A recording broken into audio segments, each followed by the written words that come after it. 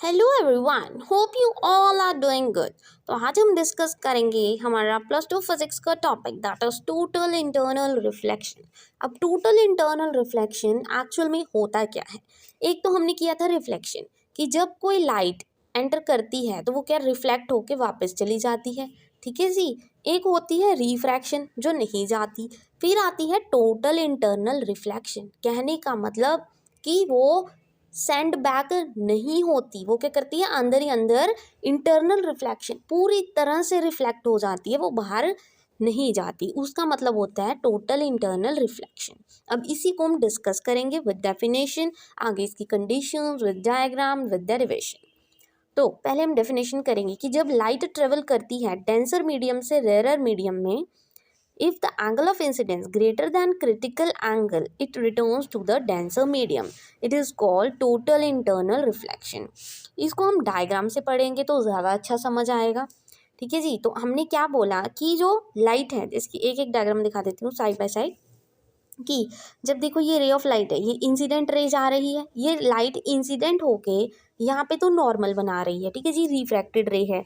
तो आप देखोगे कि जो हमारे पास लाइट ट्रेवल कहाँ कर रही है, डेंसर टू रेयर जा रही है, denser this one, denser to rare जा रही है, लाइट रिफ्लेक्ट हो गई, ये इंसिडेंट रे है, रिफ्लेक्ट हुई, यहाँ से गई, ठीक है जी। तो वो वापस जो लाइट है वो वापस क्या है, उसी में आके चली गई, मतलब अंदर ही, बाहर रिफ्रैक्ट हो गई थोड़ी सी, बट अंदर ही उसकी टोटल रिफ्लेक्शन हो गई, वो बाहर नहीं गई, बेंड होके वापस वहीं पे आ गई। अब कब हुई, उन्होंने कहा कि वो क्या होनी चाहिए, ग्रेटर होनी चाहिए क्रिटिकल एंगल से। क्रिटिकल एंगल होता है जब 90 डिग्री के एंगल की बात आती है। तो देखो अभी आपने ऊपर वाले डायग्राम में, मैं क्लियर कर देती हूँ एक बार, ये रहा, ये देखो लाइट इंसिडेंट हुई थी, यहाँ पे भी लाइट इंसिडेंट हुई थी, ठीक है जी। वो जो लाइट थी ये तो देखो बैंड होकर रिफ्लेक्ट हो गई, बट जो रिफ्रैक्टेड, ये वाली रिफ्रैक्टेड रे है, जब ये पूरी स्ट्रेट लाइन में आ जाएगी, मतलब 90 डिग्री का एंगल बना देगी। स्ट्रेट एंगल ही होता है ना वो, ये वाला देखो ऐसे 90 डिग्री। तो देखो इसने स्ट्रेट आ गई, बैंड हो गए, यहाँ तक 90 डिग्री का एंगल बना दिया। और जब ये लाइन 90 डिग्री मतलब क्रिटिकल एंगल के बराबर आ जाएगी तो हम कहेंगे कि टोटल इंटरनल रिफ्लेक्शन हुआ। सिंपल सी बात थी, समझ आ गई होगी आपको डायग्राम से।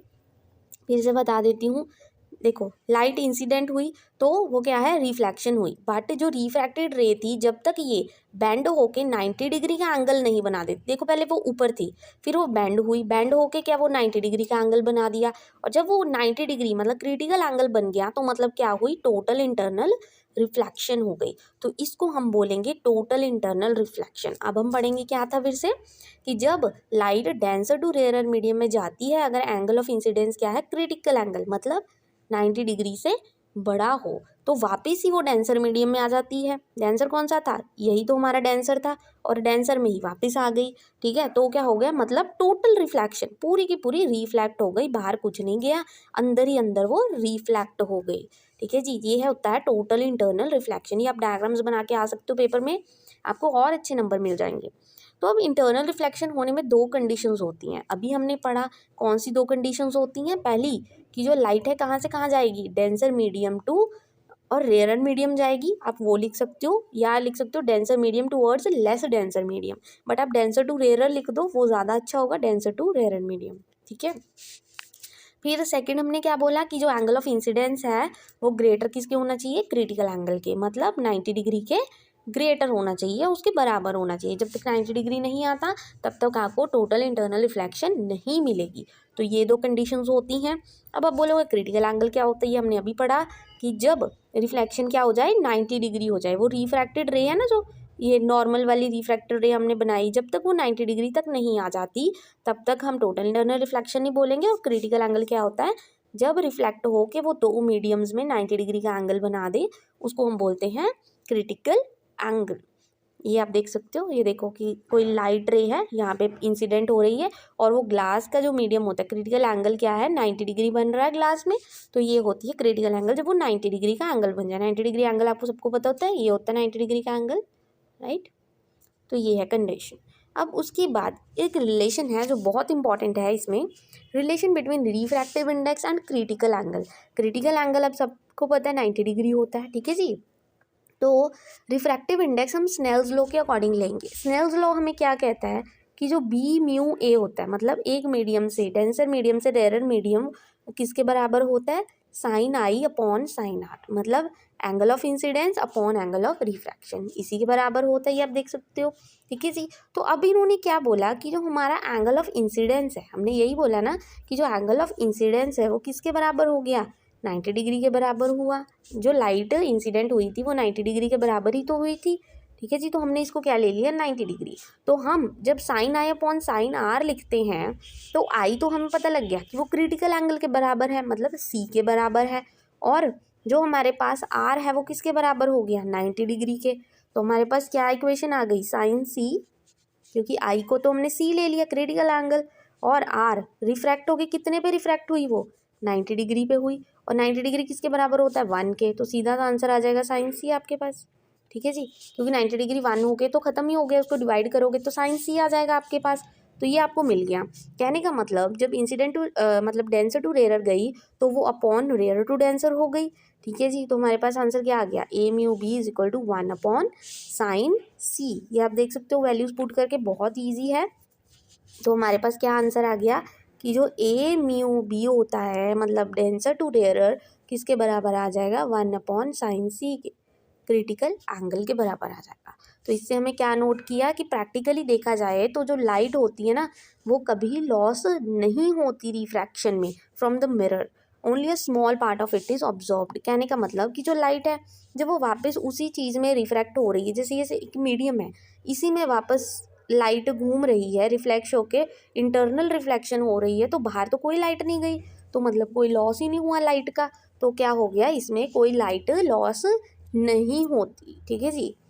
तो इसके बाद आता है कि एक एप्लीकेशन आती है इसकी, ऑप्टिकल फाइबर। ये मोस्ट इंपॉर्टेंट एप्लीकेशन है। ऑप्टिकल फाइबर क्या होते हैं, पहले तो अगर आपको ज़्यादा मार्क्स में ये आता है तो आप उसको बता सकते हो कि ऑप्टिकल फाइबर एक्चुअल में होता क्या है। तो ऑप्टिकल फाइबर एक फ्लैक्सिबल फाइबर होता है, ट्रांसपेरेंट, मतलब जिसकी दोनों साइड से दिखता हो। ठीक है जी। ट्रांसपेरेंट होता है, जो ग्लास से बना होता है। अब ग्लास तो आप सबको पता है कि ट्रांसपेरेंट होता है। ठीक है जी। ग्लास या प्लास्टिक से बना होता है, जो थिकर होता है ह्यूमन हेयर के, मतलब आपके एक जो ह्यूमन हेयर है, आपका एक हेयर है, जो बाल है आपका, उससे भी ज़्यादा पतला होता है। ठीक है। ऑप्टिकल फाइबर यूज़ कहाँ पे होते हैं, ये कम्युनिकेशन में यूज़ होते हैं, मतलब जो परमिट करते हैं transmission over longer distances and at high bandwidth than other forms of communication. मतलब ये बहुत अच्छा फॉर्म ऑफ कम्युनिकेशन है। ठीक है जी। कम्युनिकेट कर सकते हो आप एक दूसरे से, दूर बैठे भी बातें कर सकते हैं। और फाइबर्स होते हैं जो यूज़ किए जाते हैं instead of metal wires. Metal wires की जगह ये ऑप्टिकल फाइबर यूज़ किए जाते हैं। क्यों? क्योंकि जो सिग्नल्स होते हैं वो ट्रेवल करते हैं विद लेस लॉस। जैसे कि आपने किसी चीज़ को सिग्नल देना है, ठीक है जी, तो उससे क्या होता है, कम एनर्जी लूज होती है। ठीक है। और सेफ भी होते हैं। ठीक है। तो इसलिए ये फाइबर्स यूज़ किए जाते हैं, बट मेटल वायर की जगह ना इस फाइबर्स को यूज़ करते हैं ताकि अच्छे से जो सिग्नल है वो ट्रेवल हो जाए। ठीक है जी। ये आप देख सकते हो यहाँ पे ऑप्टिकल फाइबर की डायग्राम बना सकते हो। ये आपके पास मीडियम है, एक डेंसर मीडियम है, एक रेयर मीडियम, N1 N2। ठीक है जी। और ये लाइट रेज है, देखो लाइट रेज यहाँ से आ रही है और ये रिफ्लेक्ट होके वहीं से देखो एक ही एरिया में, मतलब टोटल रिफ्लेक्शन हो रही है। ठीक है जी। बाहर कोई लाइट नहीं जा रही, अंदर ही अंदर जब लाइट रिफ्लेक्ट होती है ना, उसको हम टोटल इंटरनल रिफ्लेक्शन कहते हैं। ठीक है जी। ये भी आप देख सकते हो, फिर से देखो, हमने यही किया ना कि जब ये इंसिडेंट लाइट होती है, इंसिडेंट लाइट पड़ रही है वाटर से एयर, डेंसर टू रेयरर। ठीक है जी। तो क्रिटिकल एंगल फिर 90 डिग्री का एंगल बन गया, और फिर रिफ्लेक्ट होके वो वापस टोटली, मतलब यहाँ से इंसिडेंट हुई थी, जब वो 90 डिग्री बन गया तो टोटल इंटरनल रिफ्लेक्शन हो गई। तो वैसे ही ऑप्टिकल फाइबर क्या है, देखो ये लाइट रेज है, पास हो रही है, ये लाइट यहाँ से इंसिडेंट हुई, अंदर ही अंदर रिफ्लेक्ट हो रही है, उसको क्या बोलते हैं हम, टोटल इंटरनल रिफ्लेक्शन। तो एक सिंपल सी ये एप्लीकेशन है टोटल इंटरनल रिफ्लेक्शन की, और जो बहुत ज़्यादा इंपॉर्टेंट भी है। I hope today's video useful for you. Thank you very much and please don't forget to like and subscribe my channel.